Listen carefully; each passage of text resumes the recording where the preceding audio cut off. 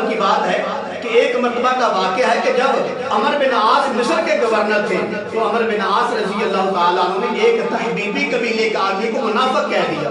اس آدمی کو بڑا غصہ لگا، جب سے میں مسلمان ہوا ہوں میں نے منافقوں والا کوئی کام نہیں کیا، اور عمر بن عاص صاحب نے مجھے منافق کہہ دیا ہے۔ اس آدمی نے آ کر عمر بن خطاب سے شکایت لگا دی، کہا یا امیر المومنین، مجھے عمر بن عاص جو مصر کے گورنر ہیں انہوں نے مجھے منافق کہا ہے، لہذا میں تو منافق نہیں، میں تو مسلمان ہوں۔ تو عمر بن خطاب رضی اللہ تعالیٰ نے ایک خط لکھا، خط میں یہ لکھا کہ اے عمر بن عاص، آپ نے اس کو منافق کہا ہے اور اس نے آپ کی شکایت لگائی ہے مجھے آ کر، اور یہ آدمی آپ کے مسجد میں اعلان کرے گا، اگر 2 گواہ اس نے تیار کر لی،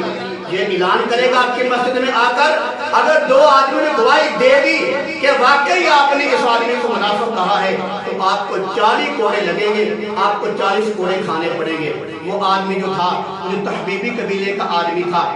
اس آدمی نے مسجد میں کھڑے ہو کر اعلان کیا، لوگوں عمر بن عاص نے مجھے منافق کہا ہے، یہ کس کس آدمی نے سنا ہے؟ 2 آدمی نہیں کتنے آدمی کھڑے ہو گئے کہ ہم نے سنا ہے، ہم نے سنا ہے۔ اور جب یہ بات عمر بن عاص رضی اللہ تعالیٰ کو پہنچی تو عمر بن عاص کے سامنے ایک صحابی کھڑے ہو گئے اور کہنے لگے، اس آدمی کو جو تحبیبی قبیلے کا آدمی تھا جس نے کئی گواہ اکٹھے کر لیے،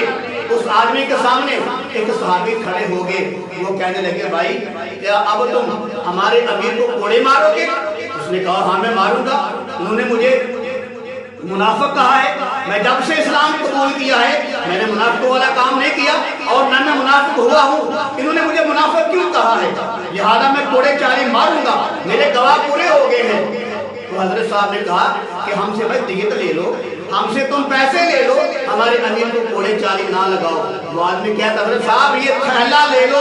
یہ تھیلا بھر کر بھی مجھے پیسوں کا دے دو، میں پھر بھی معاف نہیں کروں گا۔ عمر بن عاص نے مجھے اس لیے منافق کہا ہے کہ ان کی حکومت ہے، انہوں نے اپنی حکومت کے بل بوتے پر مجھے منافق کہا ہے، لہذا عمر بن خطاب کا حکم ہے اگر میں 2 گواہ جمع کر لوں تو مجھے حکم ہے کہ ان کو 40 کوڑے لگے۔ تو آج تو میں نے کتنے گواہ جمع کر لیے ہیں، لہذا ان کو ہم کوڑے مار کے رہوں گا۔ تو صحابہ کرام آگے آگے، تابعین میں آگے آگے، بھائی ایسا نہ کرو۔ اور جب اس آدمی کو یہ پتہ چلا کہ لوگ آگے آگے ہیں، دیت دے رہے ہیں، درم و دینار دے رہے ہیں، اس آدمی کو یقین ہو گیا کہ اب مجھے یہ لوگ کوڑے نہیں مارنے دیں گے، تو وہ آدمی ناراض ہو کر واپس جانے لگا۔ جب وہ واپس جانے لگا تو عمر بن عاص رضی اللہ تعالیٰ نے خود اس کو بلا لیا، کہا بھائی تم ناراض نہ ہو، میں نے آپ کو منافق کہا تھا، آپ نے گواہ جو ہے وہ بنا لی ہے، گواہی لوگوں نے آپ کے حق میں دے دی ہے، لہذا میں یہاں بیٹھتا ہوں، آپ مجھ سے بدلہ لے لو، آپ 40 کوڑے لگاؤ، ضرور لگاؤ، اگر میں مر بھی جاؤں کوڑے کھاتا کھاتا پھر بھی مجھے کوڑے مارتے رہنا، اپنے 40 کوڑے پورے کرو۔ عمر بن عاص مصر کے گورنر تھے، وہ نیچے بیٹھ کے، مجمع لگا ہوا ہے، دائیں بائیں لوگ کھڑے ہیں، صحابہ کھڑے ہیں، تابعین کھڑے ہیں، وہ آدمی بدلہ لینے کے لیے آگے آگے۔ اب صحابہ کرام دیکھ رہے ہیں، مجمع دیکھ رہا ہے، ان کی آنکھیں کھلی کی کھلی رہ گئی، اس بات پر ہمارے امیر عمر بن عاص کو 40 کوڑے مارے جائیں گے، سب کی آنکھیں کھلی کی کھلی رہ گئی کہ یہ آدمی سامنے آگے ہے، اور وہ آدمی چلتا ہوا عمر بن عاص کے قریب پہنچ گیا۔ عمر بن عاص درمیان میں بیٹھے ہوئے ہیں، مجمع دائیں بائیں کھڑا ہے، اب سارے آدمی ہاتھ مر رہے ہیں، کوئی اللہ سے دعائیں کر رہا ہے، یا اللہ خیر کا معاملہ فرما۔ جب وہ آدمی عمر بن عاص کے قریب آیا، قریب کھڑے ہو کر اس نے اعلان کر دیا، لوگوں میں اللہ کی رضا کے لیے عمر بن عاص کو معاف کرتا ہوں۔ جب اس آدمی نے یہ اعلان کیا تو قسم بخدا